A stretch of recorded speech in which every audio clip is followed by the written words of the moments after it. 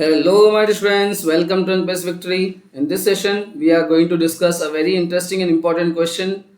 Okay, from JEE Mains, and it is important for MH. This question is important for MHT CET 2024.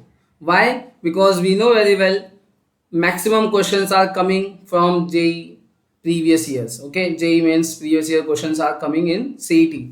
So this question I feel it's very important for CET. So I thought I should discuss this also. Okay. So let's understand this question. First, what is given to us?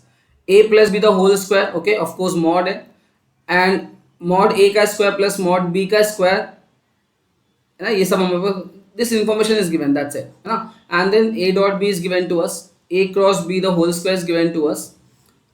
Then find out a square. Okay, very good. So you can try this question. Okay, video pause करना और just try for 5 minutes. आपसे बनता है तो बहुत अच्छी बात है, अगर नहीं बना तो वीडियो सोल्यूशन आप देख सकते हो.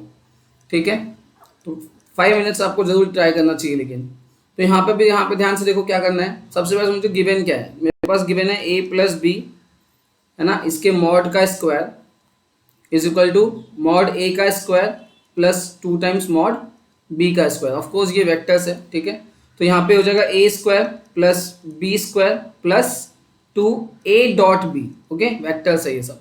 और ये मॉड इस a, आई होप आपको पता होगा कि a square is nothing but mod a the whole square vector. ये दोनों एक ही चीज़ है. ओके, समझ जाना है. यहाँ पे एक्चुअली ये मॉड है ना, ये हम लोग रिप्रेजेंट मॉड, इसको हम लोग ऐसे a से भी रिप्रेजेंट कर सकते हैं.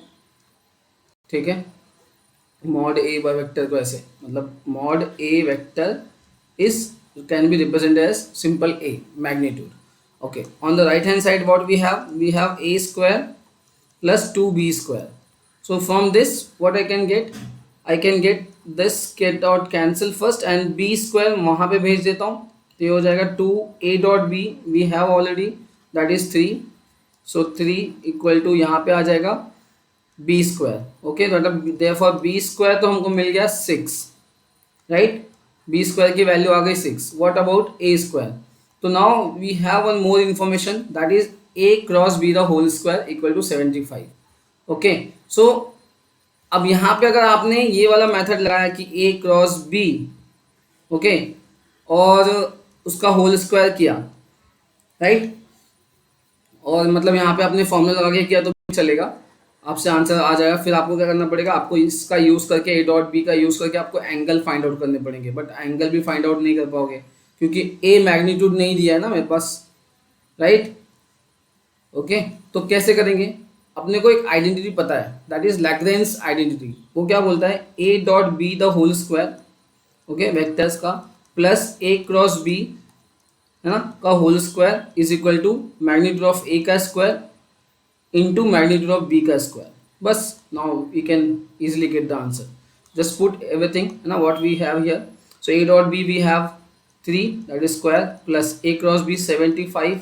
a cross b the whole square is given to us. Okay, ठीक है, इसका मैग्नीट्यूड बोला, स्क्वायर किया तो मैग्नीट्यूड ही होता है ना, मैंने यही समझा यहाँ पे. ओके, तो उसने a क्रॉस b का मैग्नीट्यूड का स्क्वायर दिया है, that is nothing but a cross b vector का मैग्नीट्यूड का होल स्क्वायर विच इज 75.